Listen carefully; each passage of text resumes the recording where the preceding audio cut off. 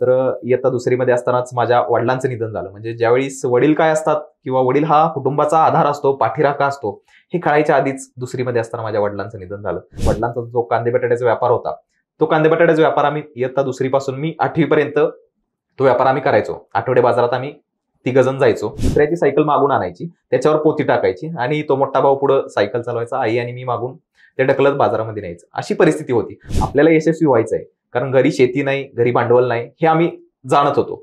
त्यामुळे आपली आई जे कष्ट करते त्याला एक दिवस फळ द्यायचं असेल तर ती ताकद आपल्या हातात आहे, हे आम्ही जाणलं होतं. सरकारची योजना असतात, त्यातून आम्हाला 12,000 रुपये मिळाले आणि त्याच्यामधून आम्ही घराच्या बाहेर एक छोटंसं बाथरूम उभं केलं आणि त्या बाथरूम मध्ये बसून मी आणि मोठा भाऊ माझा अभ्यास करायचो. घर अगदी साधं होतं, पत्र्याचं घर होतं. त्यामध्ये पण बसायला वगैरे म्हणजे पावसाळ्यात अगदी इतकी बेकार परिस्थिती की पावसाळ्यामध्ये ते पत्रे गळायचे, रात्री झोपलं की अंगावर पाणी पडायचं. मी आईला पहिलाच वाक्य असं उद्गारलं की उपजिल्हाधिकारी सौरभ राजश्री विजय रंगाटे बोलतोय. क्या बात. आईला इतकं समाधान झालं की तिच्या डोळ्यात देखील पाणी आलं आणि हे खरंच सोपं नव्हतं.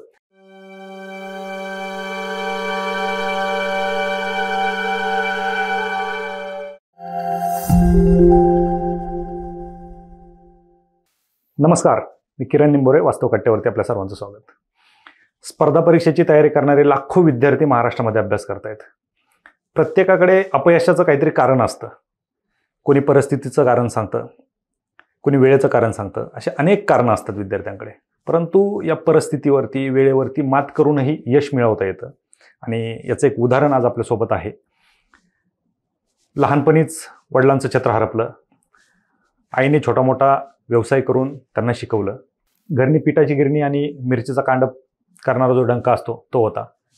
त्या आवाजानं अभ्यासाला जागा नव्हती, त्या आवाजामुळं अभ्यास होत नव्हता, म्हणून कुठे तर बाथरूममध्ये बसून देखील अभ्यास केला. म्हणजे वेळ प्रसंगी आपण आपली जर जिद्द असेल, चिकाटी असेल आणि मेहनत करायची जर ताकद असेल तर परिस्थिती तुम्हाला आडवी येत नाही. या सगळ्या परिस्थितीवर मात करून आईने लहानाचं मोठं केलं, शिक्षण पूर्ण केलं आणि त्याच आईच्या प्रयत्नांना साथ देत अभ्यास करून चिकाटीने, जिद्दीने बीटेक पूर्ण केलं आणि बीटेक पूर्ण करून ते थांबले नाहीत. नोकरी, छोटी मोठी नोकरी त्यांनी देखील केली. ह्या सगळ्या गोष्टी करत असताना 2022ला स्पर्धा परीक्षेची तयारी करण्यासाठी या क्षेत्रात उतरले आणि आजपर्यंत आजची डेप्युटी कलेक्टर ही पोस्ट धरून त्यांनी आजपर्यंत 7 पोस्ट मिळवणारे आणि राज्यसेवा 2023मधून 5व्या क्रमांकाने निवड झालेले सौरभ विजय राजश्री रंगाटे सर आपल्यासोबत आहेत. सर, वास्तव कट्ट्यावरती आपलं स्वागत. खरं तर एवढं इंट्रोडक्शन मी करत नाही, परंतु तुमची एकंदरीत तुमचं जे बॅकग्राऊंड आहे हे विद्यार्थ्यांना कळणं गरजेचं आहे आणि तुमच्याविषयी तुमच्या एका मित्राने लेख लिहिलेला आहे, तुम्ही डिस्क्रिप्शनमध्ये टाकणार आहे. खरं तो लेख मी वाचून दाखवणार होतो. त्याच्यामध्ये अतिशय उत्कृष्ट तुमचं वर्णन केलेलं आहे आणि वास्तव कट्ट्याच्या वेबसाईटवर देखील मी त्यांच्या परमिशनने तो टाकणार आहे. तुमचा प्रवास आपण वास्तव कट्ट्यावरती जाणून घेणार आहोतच, परंतु तत्पूर्वी विद्यार्थ्यांना हे देखील सांगायला आवडेल की 2 वर्षामध्ये 22ला तुम्ही सुरुवात केली आणि 22पासून तुम्ही ST असेल, ESO असेल, तलाठी असेल, सब रजिस्ट्रार असेल, नगरपालिकेमधली कुठली पोस्ट, करनिर्धारण, त्या पोस्ट म्हणजे अशा वेगवेगळ्या तुम्ही 7 पोस्ट मिळवल्या आणि 2-3 वर्षामध्ये हे शक्य नाही. मध्यंतरी कोविड नंतर तुम्ही सुरुवात केली. बऱ्याच जणांनी कोविडमध्ये सुरुवात केली, त्यांना वेळ भेटला. तुम्ही डायरेक्ट राज्यसेवेमध्ये डेप्युटी कलेक्टर मिळवली आणि पहिल्याच अटेम्प्टमध्ये तुम्ही मुख्य परीक्षा देखील दिलेली आहे. एकंदरीत तुमचा प्रवास तर आम्हाला ऐकायचाच. या सगळ्या परिस्थितीमध्ये तुमचं शिक्षण कसं झालं हे देखील आम्हाला ऐकायचं आहे आणि एवढ्या कमी वेळात तुम्ही 7 पोस्ट कशा मिळवल्या हे देखील आम्हाला ऐकायचं आहे. तेव्हा आपण सुरुवात करूयात तुमच्या प्रवासापासून. जसं की आम्हाला माहिती आहे तुमचे वडील, तुम्ही लहान असतानाच, म्हणजे ज्यावेळेस वडील काय असतात हे कळायच्या आधीच त्यांचं छत्र तुमच्यावरून हरवलं. एकंदरीत ह्या सगळ्या गोष्टी असताना तुमचं बीटेक तुम्ही केलं आणि आज तुम्ही डेप्युटी कलेक्टर म्हणून आपण तुमची मुलाखत घेतोय. कसा होता हा प्रवास? सर्वप्रथम मी माझी ओळख करून देतो की मी सौरभ राजश्री विजय रंगाटे, राहणार कुंडल, तालुका पलूस, जिल्हा सांगली. माझं प्राथमिक शिक्षण हे प्रतिनिधी हायस्कूल कुंडल या ठिकाणाहून मी पूर्ण केलं होतं. 10वीमध्ये असताना कुंडल केंद्रामध्ये मी प्रथम क्रमांक मिळवला होता. याची प्रेरणा एकच होती की माझा मोठा भाऊ हा माझ्यापेक्षा 2 वर्षांना मोठा, तर त्याचा जेव्हा 10वीमध्ये प्रथम क्रमांक आला कुंडल केंद्रामध्ये, तेव्हा मला देखील वाटू लागलं की आपण देखील हे करू शकतो आणि ते केलं पाहिजे. कारण आपला भाऊ जर एवढ्या पुढे जात असेल तर आपली देखील तेवढी पात्रता आहे ना, आपण ती करू शकतो. म्हणून मी त्याच्याशीच जी काही माझी कॉम्पिटिशन होती मी त्याच्याशी केली की त्याला 95.64% गुण मिळाले होते तर मी तेव्हाच त्याला सांगितलं की आज तुला 95.64% गुण आहेत, पण एक दिवस असा येईल की तुझ्यापेक्षा 1 मार्क का होईना मी 10वी जास्त पाडून दाखवणार. हे मी बरं. त्याला चॅलेंज त्याच वेळी केलं होतं आणि ते पूर्ण करून देखील मी जिद्दीच्या जोरावर दाखवलं आणि 96.40% गुण मिळवून मी कुंडल केंद्रामध्ये त्यावेळी प्रथम क्रमांक पटकावला होता. क्या बात आहे. तर ईर्ष्या मी केली, पण माझ्या भावाशी आणि ते योग्य क्षेत्रामध्ये केली. याचा मला नक्कीच फायदा तिथून पुढेच मी या प्रवासाला सुरुवात केली होती. तर इयत्ता 2रीमध्ये असतानाच माझ्या वडिलांचं निधन झालं. म्हणजे ज्यावेळी वडील काय असतात किंवा वडील हा कुटुंबाचा आधार असतो, पाठीराखा असतो, हे कळायच्या आधीच 2रीमध्ये असताना माझ्या वडिलांचं निधन झालं. परंतु आईनं आम्हाला जिद्दीच्या जोरावर, तिच्या कष्टाच्या जोरावर कधीच मागं पडून दिलं नाही. जे काही करावं लागेल ते सर्व काही तिनं आमच्यासाठी केलं. अगदी आम्ही 2रीपासून वडिलांचा जो कांदे बटाट्याचा व्यापार होता, तो कांदे बटाट्याचा व्यापार आम्ही इयत्ता 2रीपासून मी 8वीपर्यंत तो व्यापार आम्ही करायचो. आठवडे बाजारात आम्ही 3 जण जायचो. तुम्ही पण जायचे? हो, मी, आई, मी, मोठा भाऊ असे 3 जण आम्ही जायचो. सुरुवातीला गाडी वगैरे काहीच नव्हती, तर स्वतःची पण सायकल नव्हती, दुसऱ्याची सायकल मागून आणायची, त्याच्यावर पोती टाकायची आणि तो मोठा भाऊ पुढे सायकल चालवायचा, आई आणि मी मागून ते ढकलत बाजारामध्ये न्यायचं. अशी परिस्थिती होती. परंतु परिस्थितीचं भांडवल कधीच आम्ही केलं नाही. त्या परिस्थितीवर मात करून आपल्याला यशस्वी व्हायचं आहे, कारण घरी शेती नाही, घरी भांडवल नाही, हे आम्ही जाणत होतो. त्यामुळे आपली आई जे कष्ट करते त्याला एक दिवस फळ द्यायचं असेल तर ती ताकद आपल्या हातात आहे हे आम्ही जाणलं होतं. आणि म्हणूनच मी असेल, मोठा भाऊ असेल, आई असेल, कष्ट करायला कधी लाजलो नाही. जे काही करावं लागेल, जे काही पडेल ते आम्ही काम केलं. घरामध्ये डंक, गिरण, त्याचबरोबर दुकान होतं, ते आजी बघायची. पण तिला सुद्धा आम्ही उन्हाळ्या सुट्टीमध्ये थोडी गर्दी असायची, तर तिला आम्ही चटणी करण्यामध्ये मदत करत असो, गिरणमध्ये पिठाची गिरणी होती त्याच्यामध्ये आम्ही दळण काढत असो. परंतु हे सगळं करत असताना की घरामध्ये नेहमीच गिरायकाची वर्दळ असायची. त्यामुळे घरात अशी काही सेपरेट अभ्यासाला खोली वगैरे काहीच नव्हती. पत्र्याचं एक साधं घर होतं, शेडच म्हणायचं ते कांदे बटाट्याचं, त्याच्यामध्ये आम्ही राहत होतो. परंतु जे आपल्या सरकारची योजना असतात त्यातून आम्हाला 12,000 रुपये मिळाले आणि त्याच्यामधून आम्ही घराच्या बाहेर एक छोटंसं बाथरूम उभं केलं आणि त्या बाथरूममध्ये बसून मी आणि मोठा भाऊ माझा अभ्यास करायचो. 10वीमध्ये असताना त्याने देखील तिथं बसून अभ्यास केला आणि कुंडल केंद्रात पहिला क्रमांकात उत्तीर्ण झाला. मी देखील त्याच्याकडून शिकलो आणि मी देखील तिथं बसून 12वीपर्यंत अभ्यास केला आणि 10वी असेल, 12वी असेल, नेहमीच प्रथम द्वितीय क्रमांकामध्ये मी राहिलो. म्हणजे तुम्ही त्या बाथरूमलाच अभ्यासिका बनवली? हो, घरात तशी सेपरेट जागाच नव्हती, त्यामुळे आम्ही त्या बाथरूमलाच आमचं स्वतःचा अभ्यासिका बनवली होती. म्हणजे मोठी मोठी घरं असतानाही काही विद्यार्थी कारण देतात की आम्हाला अभ्यासाला जागा नाही, आवाज खूप येतो, घरचा गोंधळ असतो. काही विद्यार्थी लायब्ररीमध्ये येऊन अभ्यास करतात, पुण्यासारख्या ठिकाणी येऊन अभ्यास करतात, तरीही कारण देतात आणि तुम्ही बाथरूममध्ये बसून अभ्यास करा. म्हणजे तुमच्याकडून शिकण्यासारखं खूप आहे, कारण ह्या सगळ्या परिस्थितीमधून जाऊन तुम्ही जिद्दीने 10वीत पहिला नंबर आणला. तुम्ही स्कॉलरशिप, आपलं बोलताना चर्चा झाली, तुम्ही स्कॉलरशिपमध्ये पण पहिले येत होते. ह्या सगळ्या गोष्टी होत असताना तुम्ही तुमचं सगळं शिक्षण पूर्ण केलं. तुम्ही नंतर ग्रॅज्युएशनसाठी तुमचं BTech झालंय. तो प्रवास कसा होता तुमचा? एकूणच की माझं 10वीपर्यंत शिक्षण प्रतिनिधी हायस्कूल कुंडलला झालं. परंतु आमच्या गावामध्ये काही शाळेमध्ये प्रथा होती की जे यशस्वी विद्यार्थी असतात किंवा अशा स्पर्धा परीक्षेमधून जे यशस्वी विद्यार्थी झालेत त्यांना बक्षीस वितरणाच्या वेळी शाळेमध्ये प्रमुख पाहुणे म्हणून बोलवायचे. आणि अशाच मी 8वीत असताना आमच्याच गावातील, आमच्याच एरियामध्ये राहणारे विनायक इदाते सर यांना चीफ गेस्ट म्हणून त्या ठिकाणी बोलवलं होतं. आणि त्यांचा प्रवास ऐकून मी त्यावेळी प्रेरणा घेतली आणि त्याच वेळी ठरवलं की आपण देखील स्पर्धा परीक्षेमध्ये उतरायचं आणि एक अधिकारी म्हणून उद्या या शाळेमध्ये प्रमुख पाहुणे म्हणून जायची संधी आपल्याला यावी, इथंपर्यंत आपण यशस्वी व्हायचं, हे मी 8वीत असताना ठरवलं होतं. त्यानंतर 10वी झाली. 10वी नंतर 11वी 12वी मी लक्ष्मणराव किर्लोस्कर विद्यामंदिर पलूस या ठिकाणाहून पूर्ण केलं होतं. पण सुरुवातीपासून स्वप्न एक होतं की राहुरी विद्यापीठामध्ये आपल्याला प्रवेश हवा आहे, कारण ऐकून होतं की राहुरी विद्यापीठामध्ये जास्तीत जास्त अधिकारी जे घडतात ते राहुरी विद्यापीठात होतात आणि तिथं वातावरण एक अभ्यासाचं चांगलं आहे हे ऐकून असल्यामुळे माझं स्वप्न होतं की राहुरी विद्यापीठात प्रवेश घ्यायचा आहे. त्यामुळे मी 12वीला टेक्निकल सायन्समधून पूर्ण केलं आणि 2017मध्ये 12वी नंतर मी महात्मा फुले कृषी विद्यापीठ राहुरी या ठिकाणी मी ग्रॅज्युएशनला प्रवेश घेतला. सुरुवातीला फर्स्ट इयरमध्ये थोडंसं कॉलेजचं जे काही इव्हेंट असतात त्याच्यामध्ये गेलं. सेकंड इयरला सुरुवात केली, परंतु स्टेट बोर्डची जी बेसिक बुक्स असतात ती वाचत होतो.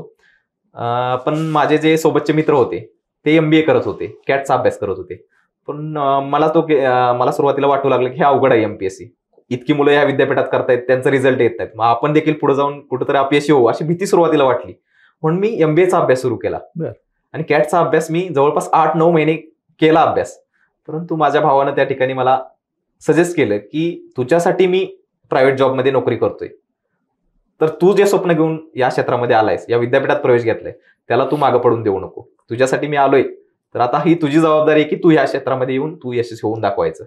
8-9 महिने पूर्ण केल्यानंतर मी MBA अभ्यास सोडला, पुन्हा स्पर्धा परीक्षेकडे आलो आणि तिथून थोडंसं बेसिक सुरुवात केली. परंतु थर्ड इयरला असतानाच कोविड-19चं त्या ठिकाणी लॉकडाऊन झालं आणि त्यानंतर मला घरी यावं लागलं. घर अगदी साधं होतं, पत्र्याचं घर होतं. त्यामध्ये पण बसायला वगैरे म्हणजे पावसाळ्यात अगदी इतकी बेकार परिस्थिती की पावसाळ्यामध्ये ते पत्रे गळायचे, रात्री झोपलं की अंगावर पाणी पडायचं. म्हणजे खूप 2020च्या काळात घराची अवस्था बिकट झाली होती आणि भावाला नुकतीच नोकरी लागली होती. तर त्याच्या लोनवर आम्ही घर बांधायला काढलं. तिकडे मी एकटाच होतो, भाऊ पुण्यामध्ये नोकरी करत होता. त्यामुळे 1 वर्ष 2021चं जे होतं ते पूर्ण माझं त्या ठिकाणी घर बांधण्यातच गेलं, कारण वडील नव्हते, बघणारं कोणी नव्हतं. त्यामुळे ते सर्व मी स्वतः उभा राहून, स्वतः डिझाईन सुद्धा मी AutoCAD माझं ग्रॅज्युएशनला असताना झालं होतं, त्याच्यावर मी स्वतः डिझाईन करून ते घर बांधून घेतलं 2021 मध्ये. आणि कारण बघणारं कोण नसल्यामुळेच ते सर्व आपणच करायचं होतं. त्यामुळे मी ते 1 वर्ष तिथं दिलं. परंतु 2022 मध्ये सुरुवातीलाच कॅम्पस थ्रू माझं सुंदरम फायनान्स पुणे या ठिकाणी असिस्टंट मॅनेजर म्हणून मला नोकरीचा कॉल आला होता. तर मी मग सुरुवातीला ठरवलं की आपली परिस्थिती तशी बिकट आहे की आपण स्पर्धा परीक्षेत उतरायचं असेल, पुण्यामध्ये राहायचं असेल तर 8-9 हजार महिन्याला खर्च येणार आणि आईला काही एवढं जास्त पेमेंट नव्हतं. आई 2011 मध्ये प्रधानमंत्री ग्राम सडक योजना, जिल्हा परिषद सांगली या ठिकाणी कंत्राटी तत्वावर तिला जॉब लागला होता, पण पेमेंट काही इतकं म्हणावंसं नव्हतं. त्यामुळे स्वतःच्या पायावर उभं राहिलं पाहिजे ही जाणीव माझ्या मनामध्ये होती. म्हणून मी सुरुवातीला पुण्यामध्ये आलो. पुण्यामध्ये सुंदरम फायनान्स पुणे या ठिकाणी मी नोकरी करत होतो. नोकरी करत करत माझा अभ्यास सुद्धा त्या ठिकाणी सुरू होता. आणि विशेष म्हणजे की 2021च्या range forest ऑफिसरची pre me job करत करत त्या ठिकाणी क्लिअर केली. परंतु मेन्ससाठी अभ्यासाला वेळ नक्कीच हवा हे मी त्या ठिकाणी जाणलं आणि लगेच मी जॉब रिझाईन केला आणि 2022च्या मे पासून पूर्णपणे मी अभ्यासाला सुरुवात केली. आणि पहिल्याच प्रयत्नामध्ये मी रेंज फॉरेस्ट ऑफिसरची प्री, मेन्स आणि इंटरव्ह्यू पर्यंत पोहोचलो. महाराष्ट्र राज्यातून 34वी त्या ठिकाणी रँक होती. परंतु दुर्दैवानं पहिल्या प्रयत्नात मला अपयश आलं, कारण शाळेपासूनच शिकलेलो असतो की अपयश हीच यशाची पहिली पायरी आहे. आणि स्पर्धा परीक्षा म्हटलं की ही संयमाचीच परीक्षा आहे. बरोबर. त्यामुळे हे मी जाणलं आणि पुन्हा अभ्यासाला सुरुवात केली. 2022च्या PSIच्या मेन्सला होतो, परंतु माझी हाईट त्या ठिकाणी 0.5 सेंटीमीटर कमी होती. त्यामुळे मी क्लास लावले होते, परंतु ते नंतर सोडलं सगळं आणि पुन्हा बाकीचे जे राज्यसेवा असेल कंबाईनच्या ज्या एक्झाम होत्या त्याच्याकडे मी वळलो. आणि विशेष म्हणजे पहिल्याच प्रयत्नात राज्यसेवेच्या मी मेन्सपर्यंत गेलो. परंतु दुर्दैवानं माझ्या आजीचं त्या ठिकाणी 4 दिवसापूर्वीच परीक्षेच्या निधन झालं. त्यामुळे मला गावीच जावं लागलं. त्या ठिकाणी रिव्हिजन वगैरे काहीच झाली नाही आणि फक्त 380 स्कोर आला राज्यसेवा 2022चा. परंतु मला एक कळालं की आपण रिव्हिजन न करता, तितका जास्त अभ्यास न करता 380 पर्यंत पोहोचू शकतोय. तर पुढच्या वेळी आपण नक्कीच अभ्यास करून 60 ते 70 मार्कची आपण अजून वाढ त्यामध्ये करू शकतो. त्यानंतर मग 2023च्या जेवढ्या एक्झाम मी दिल्या, अगदी सरळ सेवेपासून म्हणजे तलाठी असेल, नगर परिषदची कर निर्धारण अधिकारी असेल, अर्थ व सांख्यिकी संचालनालयाची अन्वेषक असेल, STI, ASO, सब रजिस्ट्रार आणि आता ही 7वी उपजिल्हाधिकारी, इथंपर्यंत जेवढ्या परीक्षा 2023 मध्ये दिल्या त्या सर्व मी यशस्वी झालो. ह्याचं खरंच म्हणजे इतक्या कमी वयात आणि इतक्या कमी कालावधीमध्ये हे यश नक्कीच सोपं नव्हतं. परंतु माझी जिद्द एकच होती, कारण मी जेव्हा स्पर्धा परीक्षेसाठी पुण्यामध्ये आलो तेव्हा आईला सांगितलं होतं की 2026 पर्यंत मी या स्पर्धा परीक्षेचा अभ्यास करेन आणि तोपर्यंत मला यश मिळालं तर ठीक, नाहीतर मी सरळ प्रायव्हेट जॉब करेन किंवा दुसरं काही करेन. पण खूप काही वर्ष यामध्ये मी घालणार नाही. आणि सुरुवातीपासूनच ठरवलं होतं की जे काही करायचंय आपल्याला, जेवढं काही आपल्याकडून देता येईल तेवढं ह्या क्षेत्रासाठी आपल्याला द्यायचंय. इतरांसारखं जर आपण अभ्यास करत राहिलो तर 5-6 वर्ष आपल्याला इथं घालवायचे नाही. जेवढं कष्ट करावं लागेल तेवढं 2 ते 3 वर्षामध्ये आपण करू आणि पोस्ट मिळवू, ही आधीपासूनची माझी जिद्द होती. त्यामुळे हे इतकं शक्य झालं. खरं तर नाही, निश्चितच पहिल्यापासूनच तुम्ही जिद्दी आहेत, कारण जिद्दीने तुम्ही 10वी मध्ये पण पहिला नंबर आणला होता. आणि निश्चित जर तुम्ही ठरवलंय ते आणि तुम्ही ते करून दाखवलं, कारण जिद्द, चिकाटी आणि तुमची करण्याची मेहनत होती ते, आणि ह्या सगळ्या गोष्टी असतील तर अडचण नाही. त्यावेळेस तुम्हाला पहिली पोस्ट मिळाली, कुठली मिळाली होती? पहिली माझी नगर परिषदची कर निर्धारण अधिकारी. बरं, काय म्हणजे त्यावेळेस काय भावना होत्या घरच्यांच्या? खरं तर मी त्यावेळी लायब्ररीच्या बाहेर जस्ट नाश्ता करायला आलो होतो आणि मित्राचा फोन आला की तुझं सिलेक्शन झालंय कर निर्धारण अधिकारीमध्ये, महाराष्ट्र राज्यातून 42व्या क्रमांकावर तुझी निवड झाली आहे. पहिला तर मला विश्वासच बसला नाही, कारण मी काय सरळ सेवेचा कोणता अभ्यास करत नव्हतो. मी कंबाईन आणि राज्यसेवा ह्याचाच अभ्यास करत होतो. परंतु ते रँक ऐकल्यानंतर मला सुद्धा खूप समाधान वाटलं की पहिल्याच प्रयत्नात आपण सरळ सेवेच्या ह्याच्यामध्ये पहिली पोस्ट आपल्याला मिळाली. आईला सांगितलं, आईला देखील खूप आनंद झाला की एवढ्या कमी कालावधीमध्ये आणि पहिल्याच प्रयत्नात ती सुद्धा पोस्ट मिळवली. परंतु त्यामध्ये कुणाचंच घरच्यांचं समाधान झालं नव्हतं, कारण त्यांची माझ्याकडून अपेक्षा एकच होती. माझी आजी सुद्धा नेहमी म्हणायची की तुला मला लाल दिव्याच्या गाडीतून येताना पाहायचं आहे, हे तिचं स्वप्न होतं पहिल्यापासून, आणि तिनं माझ्याकडून ही अपेक्षा ठेवली होती आणि ती अपेक्षा मी पूर्ण करेल हा तिचा विश्वास होता पूर्णपणे. बरोबर. परंतु माझं त्या पोस्टमध्ये समाधान निश्चितच नव्हतं. पुन्हा मी बाकीच्या परीक्षांचा अभ्यास केला आणि इथपर्यंत पोहोचलो. ही पोस्ट मिळाल्याच्या नंतर राज्यात ज्यावेळेस तुम्ही पाहिले 5वे आले आणि डेप्युटी कलेक्टर ही पोस्ट तुम्हाला मिळाली, हे कळाल्याच्या नंतरच्या काय भावना होत्या? खरं तर त्यावेळी मी वाकडमध्येच माझ्या भावाकडं तिथं राहिला होतो आणि रिझल्ट लागणार नाही लागणार हे खूप वेळ चालू होतं 26 तारखेला, की काही जण म्हणायचे काही जणांचे इंटरव्ह्यू राहिलेत, निकाल आज लागणार नाही. परंतु मी कंटिन्यू मोबाईल घेऊन टेलिग्राम उघडूनच ओपन करूनच बसलो होतो आणि संध्याकाळी 6:30 पावणे 7च्या दरम्यान निकाल लागला. मी ओपन केलं आणि सर्वप्रथम सर्च केलं की रंगाटे, कारण मला माहित होतं की रंगाटे या आडनावाची फक्त मी एकटाच या स्पर्धा परीक्षेमध्ये अभ्यास करतोय. त्यामुळे मी तेवढं सर्च केलं आणि विश्वासच बसला नाही की पहिल्या 5 मध्ये आपण आहे की डायरेक्ट 5व्या क्रमांकावर आपली उपजिल्हाधिकारी म्हणून SBC प्रवर्गातून पहिला आणि महाराष्ट्र राज्यातून 5वा, डायरेक्ट 5व्या क्रमांकावर येणे मी कधी एक्सपेक्ट केलंच नव्हतं. ठीक आहे, पहिल्या 20 मध्ये येईल असं वाटत होतं कारण स्कोर मेन्सचा चांगला होता. परंतु ते 5वी रँक बघितल्यानंतर म्हणजे भावाला वहिनींना इतका आनंद झाला की आईला लगेच मी पहिला फोन केला आणि मी आईला पहिलाच वाक्य असं उद्गारलं की उपजिल्हाधिकारी सौरभ राजश्री विजय रंगाटे बोलतोय. क्या बात. आईला इतकं समाधान झालं की तिच्या डोळ्यात देखील पाणी आलं आणि हे खरंच सोपं नव्हतं, कारण तिनं जे आमच्यासाठी कष्ट घेतलं होतं त्याची कुठंतरी फळ तिला मिळालं आणि तिला आज निश्चितच अभिमान वाटतो या गोष्टी. नक्कीच नक्कीच. कारण ज्या गोष्टीसाठी लहानाचं मोठं करताना तुमच्यात पाहिलं होतं ते तुमची जिद्द होती, चिकाटी होती आणि तुम्हाला काय बनायचं हे तुमच्या 8वी पासूनच ठरलेलं होतं. आणि त्याच्यामुळं आईने असेल, आजीने असेल किंवा तुमच्या भावाने तुम्हाला त्या रूपात पाहिलं होतं. आणि अर्थातच तो आनंद, जे आनंदाश्रू असतील त्याचं मोल कोणीच चुकतं करू शकत नाही, तुम्ही देखील करू शकत नाहीत. कारण हे यश जे आहे हे फक्त तुमच्या एकट्याचं नाहीये, त्यांचं देखील आहे आणि सगळ्यात मोठा वाटा त्यांचा आहे. नक्कीच या सगळ्या गोष्टी झाल्या.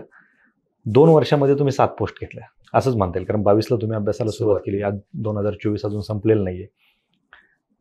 भले तुम्ही 2021 मध्ये देखील फॉरेस्टची एक्झाम दिलेली होती, तो खरा अभ्यास तुम्ही 2022 पासून सुरू केला. एवढ्या कमी वेळात एवढ्या पोस्ट मिळवल्या म्हणजे काहीतरी तुम्ही इतरांपेक्षा वेगळं केलं असेल. हो नक्कीच. नक्की काय करत होते तुम्ही असं की एका पाठोपाठ एवढ्या पोस्ट घेत गेले आणि दुसऱ्या अटेम्प्ट मध्ये तुम्ही डेप्युटी कलेक्टर झालात, राज्यात 5वे आलात, कशा पद्धतीने अभ्यास करत होते? सर्वप्रथम तर मी जेव्हा पुण्यामध्ये आलो तेव्हा मी लायब्ररी जेव्हा फिरत होतो तेव्हा मला कळलं की मुलं नक्की काय करतायत. आणि जेव्हा मी बघायचो की खूप गप्पा गोष्टी असतील किंवा दिवसभर मोबाईलचा वापर असेल हे लायब्ररीमध्ये येता जाता दिसायचं. पण मला पहिल्यापासून अभ्यासाचंच वेळ होतं. फार काही मी मोबाईल कधी वापरतच नव्हतो. माझ्या मोबाईलमध्ये सगळं होतं, इन्स्टा होतं, फेसबुक होतं, व्हॉट्सअप होतं, पण माझं कंट्रोलला माझ्या मनावर होतं. त्यामुळे मला कधी ते घ्यावं आपण आणि ते 2-3 तास रील्स बघत बसावं हे कधीच मला वाटलं नाही. आणि मी जेव्हा सुरुवात केली अभ्यासाला तेव्हापासूनच ठरवलं की आपल्याला लवकरात लवकर पोस्ट काढायचे. त्यामुळे मी सकाळी रोज, म्हणजे अगदी रविवारी जरी असेल तरी मी सकाळी 7ला लायब्ररीला असणार म्हणजे असणार, आणि सकाळी 7 ते रात्री 11 हे माझं नेहमीचं शेड्यूल असायचं. दिवसभर जेवढा वेळ अभ्यासाला देता येईल तेवढा वेळ पूर्ण वेळ मी अभ्यासाला देतो. त्यावेळी मग अजिबात मोबाईल नाही किंवा बाहेर खूप जास्त फिरायला जाणं असं नाही. मित्र होते पण खूप जास्त ओळखी करणं किंवा हे मला कधीच पहिल्यापासून आवडत नव्हतं. त्यामुळे जेवढा काही वेळ मला अभ्यासाला देता येईल तेवढा पूर्ण वेळ मी त्या ठिकाणी दिवसभर लायब्ररीमध्ये अभ्यासाला द्यायचो. आणि माझी स्ट्रॅटेजी काय असायची की मी दर 2 तासाला सब्जेक्ट चेंज करत राहायचो. कारण प्रत्येक माणसाची मेंटॅलिटी अशीच असते की जर आपण एखादा विषय जर 2 तासापेक्षा जास्त वेळ वाचत असलो तर पुढच्या 2 तासामध्ये ते आपल्याला तेवढं मेमरीमध्ये पण जात नाही आणि कंटाळा येतो. त्यामुळे माझी स्ट्रॅटेजी पहिल्यापासून हीच होती की दर 2 तासाला सब्जेक्ट चेंज करत राहायचे. आणि दुसरा एक फायदा याचा असा होतो की कंटिन्यू आपण प्रत्येक सब्जेक्टच्या टचमध्ये राहतो. कारण मी बरीचशी मुलं पाहिली की माझ्याशी आता विचारतात की तुमची स्ट्रॅटेजी काय होती, तर ते मला सांगतात की आम्ही काय करतो की आम्ही एकच सब्जेक्ट आठवडाभर 2 आठवडे करतो आणि त्याच्यानंतर मग त्या सब्जेक्टकडे यायला मला जवळपास 1.5-2 महिने उलटून जातात. तोपर्यंत सगळं विसरून गेलेलं असतं. तर मी ही चूक कधी केली नाही. मी पहिल्यापासून सगळ्या सब्जेक्टच्या कंटिन्यू टचमध्ये असायचो आणि प्रॉपर रिव्हिजन आणि त्याच्याबरोबर प्रिव्हियस इयर क्वेश्चनचं अनालिसिस हे खूप मी चांगलं केलं होतं. कारण मी जेव्हा या क्षेत्रामध्ये आलो तेव्हा बऱ्याच जणांकडून ऐकलं होतं की PYQ अनालिसिस करावं लागतं, पण तेव्हा काय माहित नव्हतं नक्की अनालिसिस म्हणजे काय करायचंय.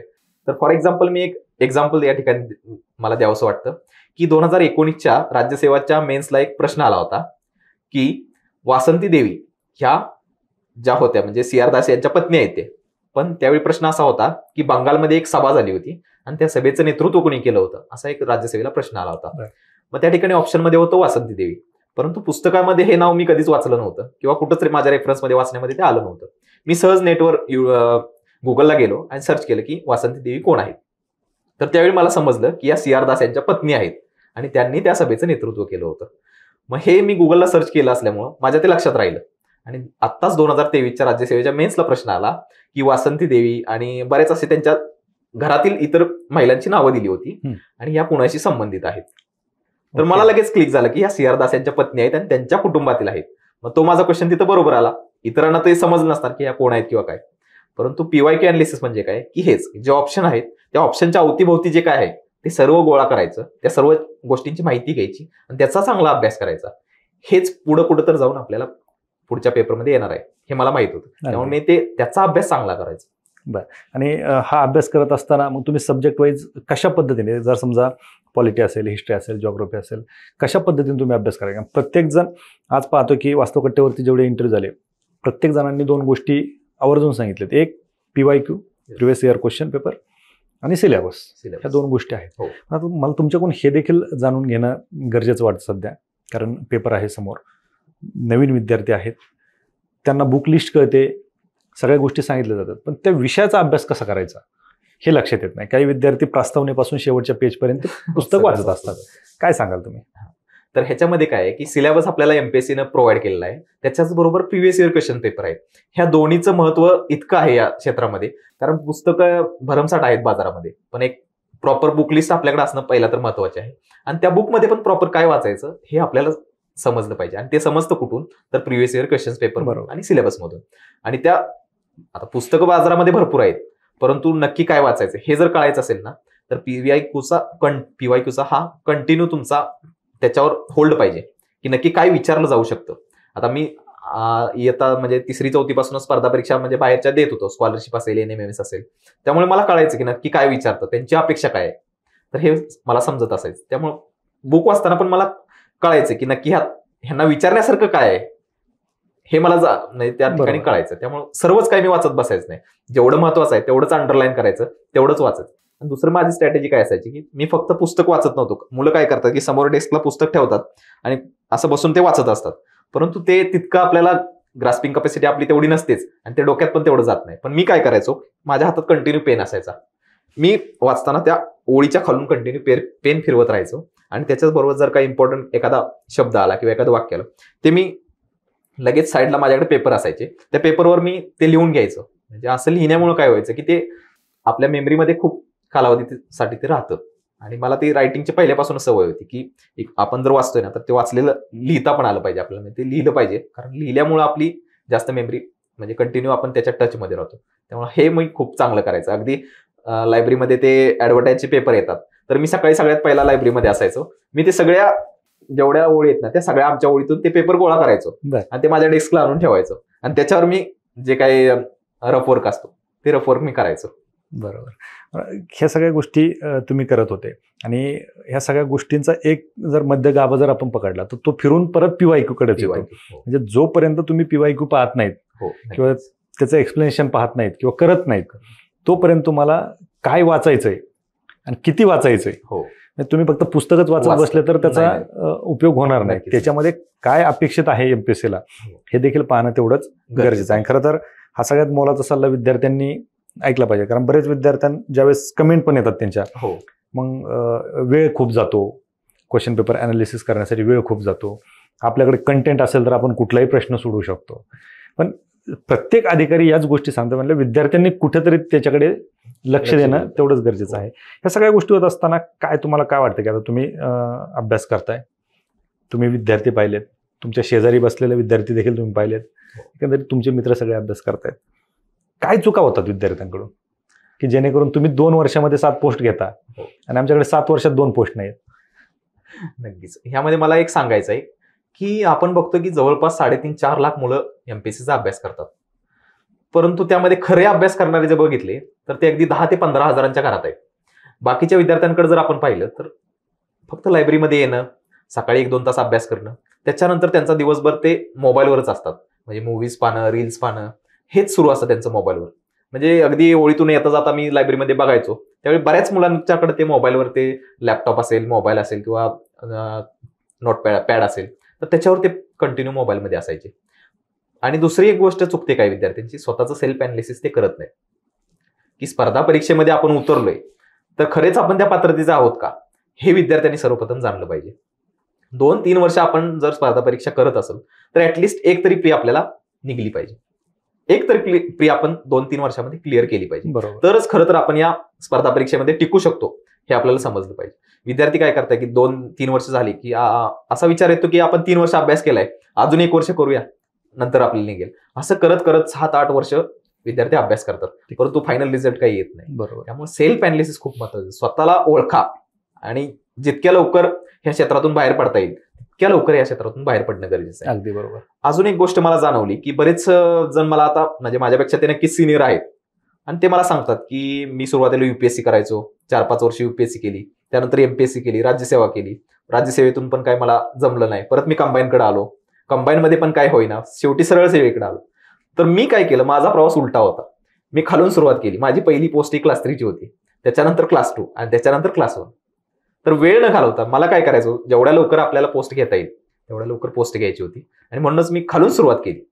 हे पोस्ट भेटल्यामुळे तुम्ही मेंटली पण हो कॉन्फिडन्स आला एक. बरोबर. त्यामुळे मला हे सांगायचं की तुम्ही जर खरोखर तुमची कॅपेबिलिटी असेल, युपीएससी करून आपल्याला पोस्ट मिळेल आपल्याला ह्याची गॅरंटी असेल तर नक्कीच जा, परंतु तिकडे 4-5 वर्ष घालवायची, परत राज्यसेवेसाठी 2-3 वर्ष द्यायची, परत कंबाईनला द्यायची, हे काय मला म्हणजे योग्य वाटत नाही. की बरेच विद्यार्थी तसं आपण बघतोय की 30-32 एज झालं तरी ते अजून अभ्यास करतायत. तर सुरुवातीला पोस्ट ऍटलिस्ट क्लर्क का होईना पण आपल्या हातात असली पाहिजे, कारण जेव्हा आपल्या हातात पोस्ट असते तेव्हा आपल्याला एक कॉन्फिडन्स येतो, दुसऱ्या म्हणजे स्टॅबिलिटी येते, घरचं प्रेशर असतं, त्यामुळे ह्या सर्व गोष्टी असतात. त्यामुळे जितक्या लवकर पोस्ट हातात घेता येईल तेवढ्या लवकर पोस्ट घेतली पाहिजे असं मला वाटतं. बरोबर. तर या सगळ्या गोष्टी झाल्या, अभ्यासावरती बोललो आपण, तुमच्या प्रवासावरती देखील सगळ्या गोष्टी जाणून घेतल्या. तर एक शेवटी हे देखील जाणून घेणं नक्कीच विद्यार्थ्यांसाठी फायद्याचं ठरेल की जो परीक्षेचा तुमचा 2 तासाचा वेळ असतो किंवा 1 तासाचा कंबाईनसाठी असेल, जो वेळ असतो तो वेळ बऱ्याच जणांना मॅनेज करता येत नाही, किंवा बाहेर सगळ्या गोष्टी येत असतात किंवा पेपर झाल्याच्या नंतर सुद्धा त्या प्रश्नांची उत्तर येत असतात, पण त्या पेपरमध्ये गोल करताना कुठेतरी चुकतात किंवा येणारं उत्तर चुकून येतात. बरोबर. काय सांगाल तुम्ही?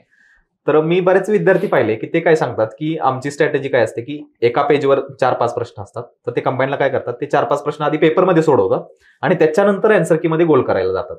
पण ह्यामध्ये होतं काय की कंबाईनला 1 तास वेळ असतो आणि त्याच्यामध्ये 100 प्रश्न सोडवायचे असतात.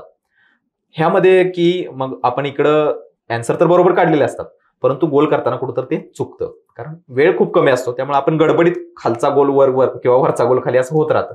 त्यामुळे माझी स्ट्रॅटेजी काय असायची की मी जेव्हा प्रश्न सोडवायचो की एखादा 55 नंबरचा प्रश्न सोडवला, त्याचा अँसर जर 3 आहे तर ते लगेच मी जोपर्यंत गोल करत नाही तोपर्यंत माझ्या डोक्यात तेवढंच 55चं 3 म्हणजे गोल करेपर्यंत माझ्या तेच डोक्यात, आणि प्रश्न सोडवला की गोल, हे मी पहिल्यापासून केलं. आणि काही विद्यार्थी काय करतात की कंबाईनला मॅथ्स पहिला सोडवतात, तर ही सगळ्यात मोठी चूक आहे. मॅथ्स पहिला सोडवणं म्हणजे तिथं आपला जवळपास अर्धा तास जातो. 20 प्रश्न आता येतात मॅथ्सचे, तर त्याच्यामध्ये जर अर्धा तास गेला तर उरलेल्या अर्धा तासामध्ये 80 क्वेश्चन कव्हर करणे पॉसिबल नाही. त्यामुळे मला एक सांगावं असं वाटतं की सगळ्यात पहिला सुरुवातीची जी 40 मिनिटं असतात कंबाईनला, त्या 40 मिनिटांमध्ये मॅथ्स सोडून उरलेले जे काही जीएसचे प्रश्न आहेत ते सगळ्यात पहिला कव्हर केले पाहिजे, आणि प्रत्येक प्रश्न सोडवला की त्याचा लगेच गोल झाला पाहिजे. पूर्ण पेपर सोडवल्यानंतर गोल करतो किंवा नंतर 1 पेज झाल्यानंतर करतो, हे काही योग्य नाही. कारण त्याच्यामध्ये किती जरी आपला कॉन्फिडन्स असला तर ते वेळेचं बंधन आपल्यामध्ये असतं आणि त्या वेळेच्या ह्याच्यानुसार मग ते गोल कुठं तर चुकतातच. एक चुकला की लाईन चुकते संपूर्ण. त्यामुळे लगेच प्रश्न सोडवला की गोल करणं अपेक्षित आहे. अगदी बरोबर. या सगळ्या प्रवासामध्ये ज्यावेळेस तुम्ही स्पर्धा परीक्षेची तयारी करायला पुण्यात होते तुम्ही, त्यावेळेस तुमचं कसं आर्थिक नियोजन वगैरे कसं होतं? आता सुरुवातीला तर माझी घरची परिस्थिती तितकीशी म्हणजे मजबूत नव्हतीच, त्यामुळे मी स्वतःच्या पायावर उभं राहायचं ठरवलं होतं. म्हणूनच मी पुण्यामध्ये आलो. सुरुवातीला 3 महिने जॉब केला मी. त्या 3 महिन्यामध्ये जवळपास 1 लाख रुपये मी साठवले. पुढच्या 1 वर्षाची माझी तरतूद होऊन गेली, आणि त्यामुळे आर्थिक पाठबळ स्वतःच असल्यामुळे घरून मागावं लागत नाही ह्याचा माझ्या डोक्यावर कधीच प्रेशर नव्हता. कारण मुलांचं काय होतं की आपलं वय 25 झालं 26 झालं तरी पण आपण घरून पैसे मागतोय, अशी एक मानसिकता असते विद्यार्थ्यांनी. त्यांचं घरचं टेन्शन त्याच्या मनामध्ये असतं. तर मी तर सुरुवातीला स्वतः जॉब केला होता, त्यामुळे मला त्याचं टेन्शन नव्हतं. आणि आता सरकार सुद्धा इतक्या योजना सरकारने दिल्या आहेत. महाज्योती आहे, सारथी आहे, बार्टी आहे, इतक्या साऱ्या स्कीम विद्यार्थ्यांसाठी आहेत. मी त्याचा सुद्धा लाभ घेतला. सुरुवातीचं 1 वर्ष स्वतःच्या पाठबळावर, आणि नंतरचं 1 वर्ष महाज्योतीच्या अभ्यासावर मी ती एक्झाम क्लिअर केली होती. त्यामुळे त्याच्या देखील मला महिन्याला 10,000 रुपये यायचे. ओके. त्यामुळे हा प्रेशर माझ्यावर कधीच नव्हता की घरून आपल्याला पैसे मागायचे. जे काय लागेल त्या आई घरातून प्रोव्हाइड करत होती, भाऊ देत होता, परंतु जास्त काय मागण्याची तशी वेळच आली नाही. अगदी बरोबर. त्यामुळे परिस्थिती कशी असो, मार्ग काढत गेले आणि तुम्हाला ते मार्ग दिसत गेले, आणि त्याच्यामुळेच कदाचित तुम्हाला यश लवकर मिळालं असं, कारण तुमची ती इच्छा होती आणि तुम्हाला ते करायचं होतं आणि ते तुम्ही केलं. नक्कीच या सगळ्या गोष्टीवर ज्यावेळेस आपण नजर टाकली, निश्चित तुमचं बालपण असेल, तुमचा प्रवास असेल, आणि ज्या खडतर प्रवासामधून तुम्ही वरती आलात, याचं कारण एकच आहे की तुमची जिद्द होती. ठीक आहे. तुमच्या मातोश्रींनी ती जिद्द ठेवली होती, तुम्ही ठेवली होती. त्यांनी लहानाचं मोठं केलं, जिद्दीने शिकवलं, सगळ्या गोष्टी केल्या, मोलमजुरी करून का होईना पण तुम्हाला लहानाचं मोठं केलं, आणि आज तुम्हाला या पदावरती आणून सोडलंय.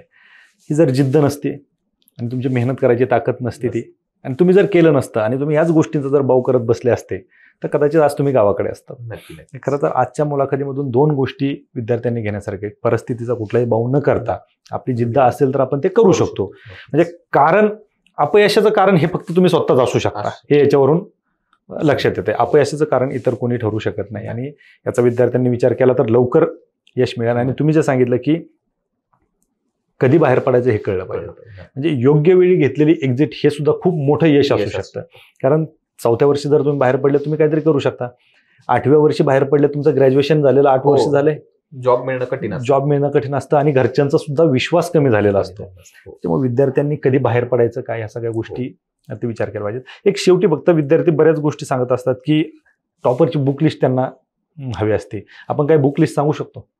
नक्कीच. आता टॉपर्सची बुक लिस्ट म्हटलं तर जवळपास सगळ्यांची बुक लिस्ट सेमच आहे. तरी पण मी सांगेन की इतिहासासाठी मी समाधान महाजन सरांचं पुस्तक वापरायचो, त्याच्याचबरोबर समाज सुधारकसाठी मी उमेश कुदळे सरांचं वापरायचो, पॉलिटीसाठी एम लक्ष्मीकांत, हेच बेस्ट बुक आहे आणि तेच मी सगळ्यांना प्रेफर करतो.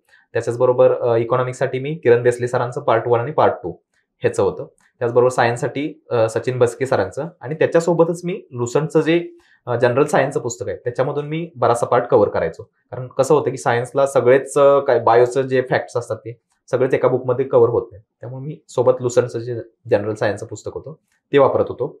त्याच्याचबरोबर मराठीसाठी मी अमोल पाटील सरांचा क्लास जो होता त्याच्या नोट्स वापरत होतो. क्लास तर मी खूप काही केलेच नव्हते, म्हणजे अगदी फक्त मी इंग्लिशचा महेश पाटील सरांचा, जिओग्राफीचा नयन राठोड सरांचा आणि इकॉनॉमिक्सचा देसले सरांचा, हे 3च क्लास मी केले आहेत. ह्यामध्ये सांगण्यासारखं म्हणजे स्वतःचे मला पहिल्यापासूनच सेल्फ स्टडीवर जास्त फोकस होता माझा. पहिल्यापासून क्लासची जास्त सवय नव्हती, त्यामुळे मला स्वतः करण्यामध्ये जास्त इंटरेस्ट होता.